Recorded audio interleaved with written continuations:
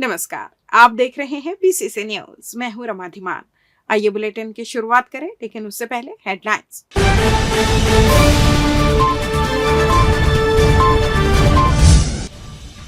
Collector SP ने किया दौरा, ग्रामीण क्षेत्रों में कैसी है व्यवस्था, लिया जायजा।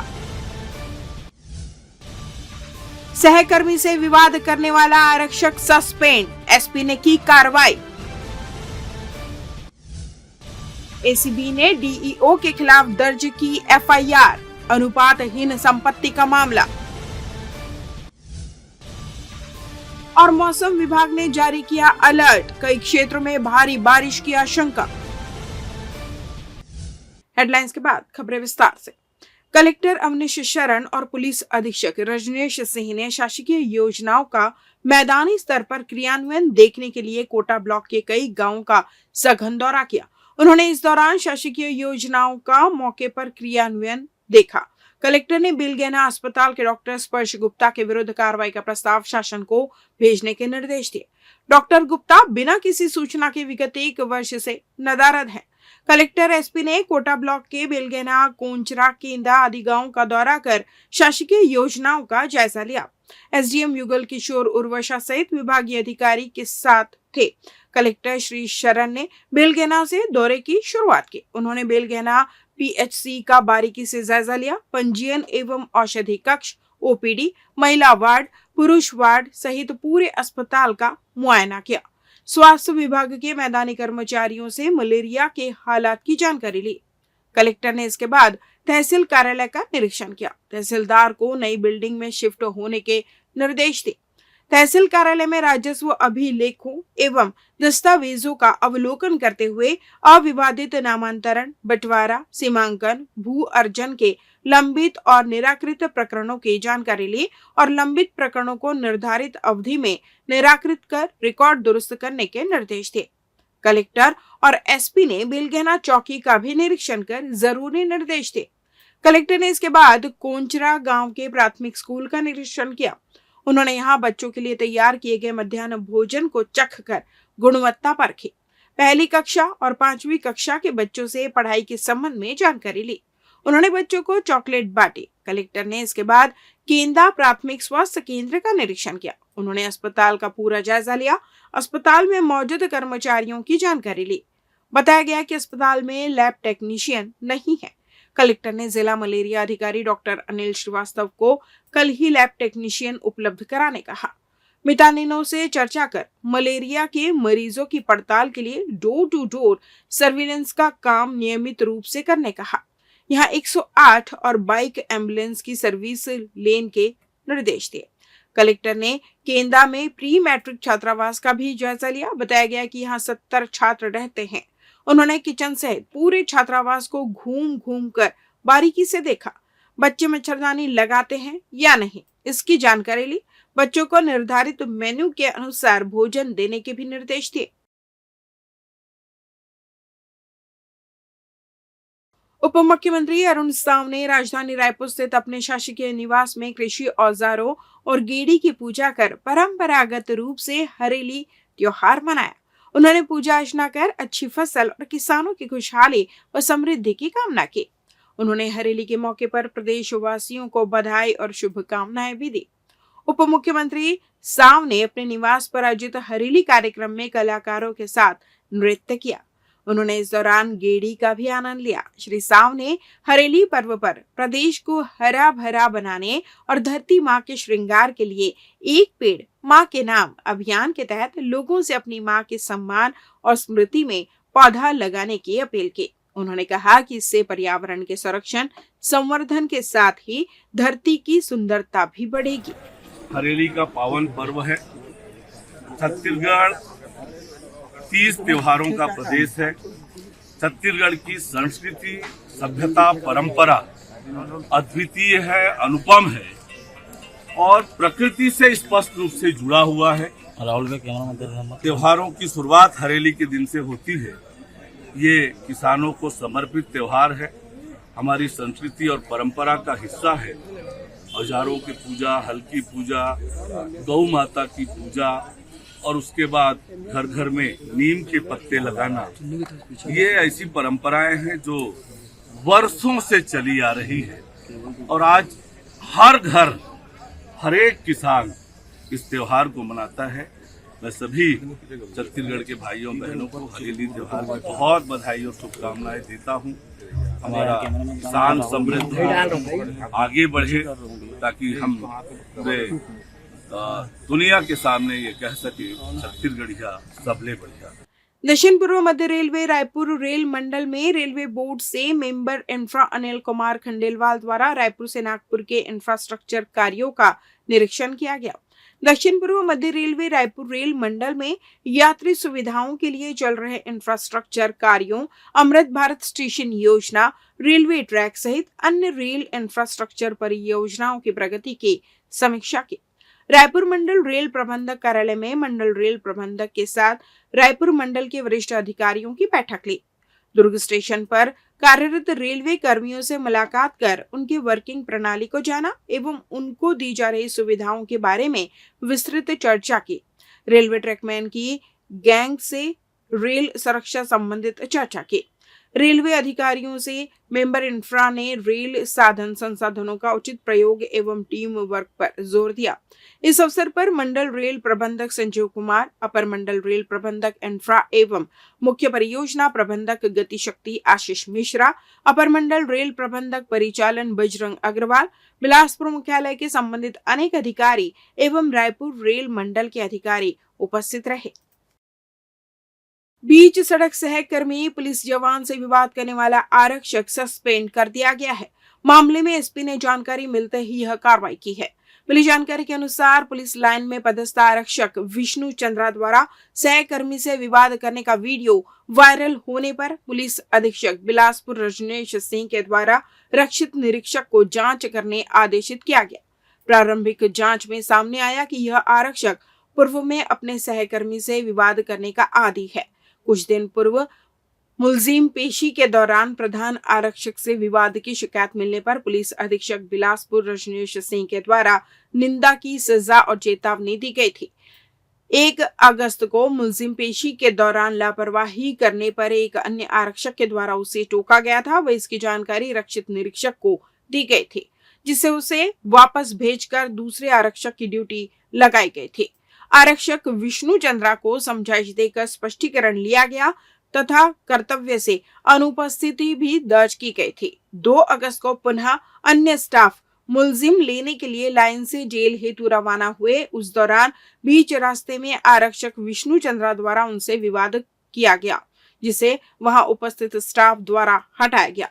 उक्त घटना की सूचना पुलिस अधीक्षक बिलासपुर रजनेश सिंह को मिलने पर उनके द्वारा इस प्रारंभिक जांच रिपोर्ट के आधार पर उक्त आरक्षक को निलंबित किया गया है एवं प्राथमिक जांच आदेश किया गया है। जांच उपरांत और अनुशासनात्मक कार्रवाई पृथक से की जाएगी।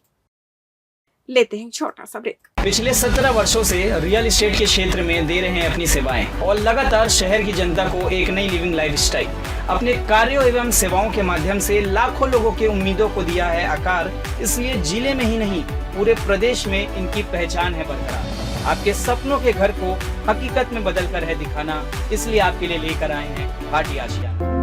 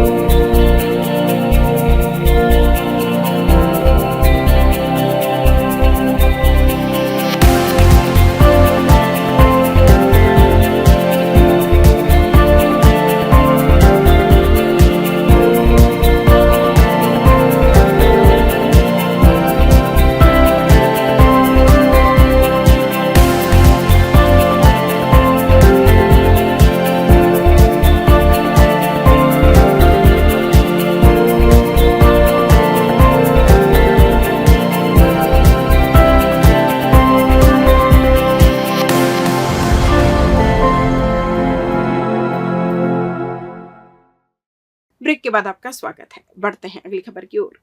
बिलासपुर जिले के प्रभारी जिला शिक्षा अधिकारी टीकाराम साहू पर आय से अधिक संपत्ति रखने की शिकायत पर शनिवार को एंटी करप्शन ब्यूरो और EOW ने छापेमारी की कार्रवाई की थी, जिसमें बिलासपुर कवर्धा और उनके कार्यालय में जांच के दौरान लाखों रुपए नगद, गहने, FD और LIC में निवेश, जमीन के दस्तावेज बरामद किए गए, जिसके आधार पर टीम ने अलग अलग धाराओं के तहत टीकाराम साहू के खिलाफ मामला दर्ज कर लिया है। मिली जानकारी के अनुसार जिला शिक्षा अधिकारी टीकाराम साहू के विरुद्ध अनुपातहीन संपत्ति की शिकायत ACB को प्राप्त हुई थी, जिसकी जांच एवं संपत्ति के गोपनीय सत्यापन के बाद छापेमारी की कार्रवाई की गई। इस दौरान अचल संपत्ति के दस्तावेज, नगद, गहने और FD, LIC में निवेश के दस्तावेज जब्त किए गए। रेल यात्रियों को आसानी से यात्रा टिकट उपलब्ध कराना रेलवे की सर्वोच्च प्राथमिकताओं में शामिल है।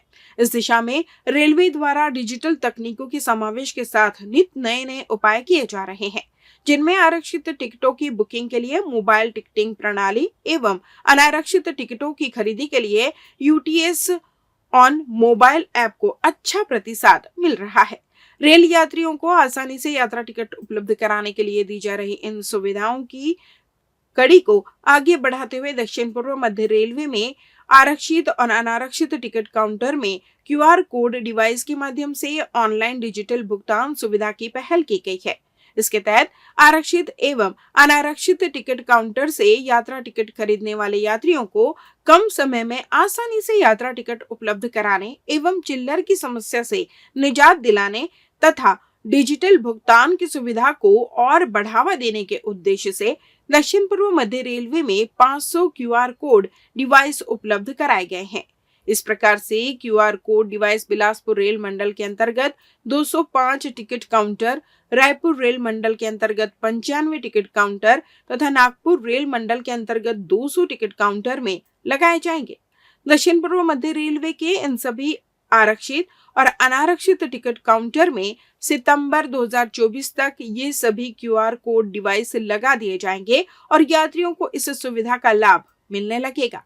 हालांकि वर्तमान में भी दक्षिण पूर्व मध्य रेलवे के कुछ स्टेशनों पर अनारक्षित टिकट काउंटर में QR कोड की सुविधा DDIS में दी गई है। QR कोड, UPI, ATVM व UTS ऑन मोबाइल ऐप जैसी सभी सुविधाएं रेल यात्रियों को बिना लंबी लाइन लगे त्वरित यात्रा टिकट दिलाने के साथ आसान डिजिटल भुगतान सुविधा सहित चेंज, खुले पैसे आदि की दिक्कतों से भी राहत दिलाने के लिए शुरू की गई है। रेलवे प्रशासन ने छत्तीसगढ़ से गुजरने वाली 73 ट्रेनों को कैंसिल कर दिया है, जिससे एक बार फिर रेल यात्रियों को काफी मुश्किलों का सामना करना पड़ सकता है। दरअसल दक्षिण पूर्व मध्य रेलवे नागपुर रेल मंडल के राजनांदगांव कलमना रेल खंड के बीच इंटरलॉकिंग कार्य किया जाएगा। वहीं प्री नॉन इंटरलॉकिंग का काम 4 से 13 अगस्त और नॉन इंटरलॉकिंग 14 से 19 अगस्त तक किया जाएगा, जिसके कारण कुछ ट्रेनों को रद्द किया गया है। वहीं कुछ गाड़ियां अपने गंतव्य से पहले ही समाप्त और रवाना की जाएगी। बता दें कि राजनांदगांव रायपुर तीसरी रेल लाइन परियोजना के अंतर्गत 228 किलोमीटर तीसरी रेल लाइन का निर्माण 3,540 करोड़ रुपए की लागत से किया जा रहा है, जिसके कारण बड़ी संख्या में ट्रेनों के पहिए रेलवे प्रशासन ने थाम दिए हैं। इसका असर रेल यात्रियों पर साफ तौर पर देखने को मिल रहा है। प्रदेश के विभिन्न इलाकों में विगत 10 दिनों से लगातार रिमझिम बारिश हो रही है, जिसमें कई जगह तो तेज बारिश के आंकड़े भी दर्ज किए गए हैं।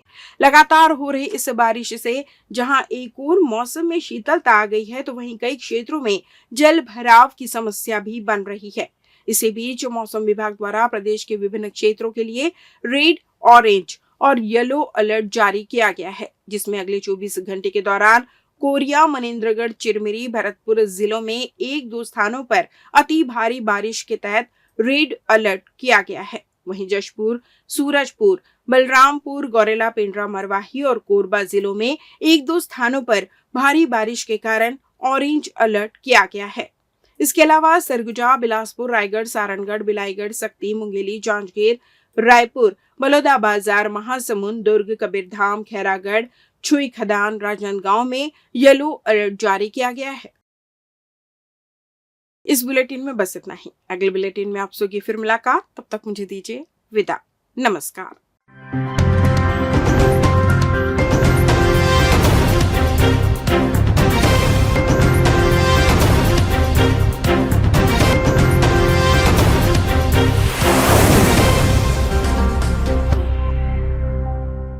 पिछले 17 वर्षों से रियल एस्टेट के क्षेत्र में दे रहे हैं अपनी सेवाएं और लगातार शहर की जनता को एक नई लिविंग लाइफस्टाइल।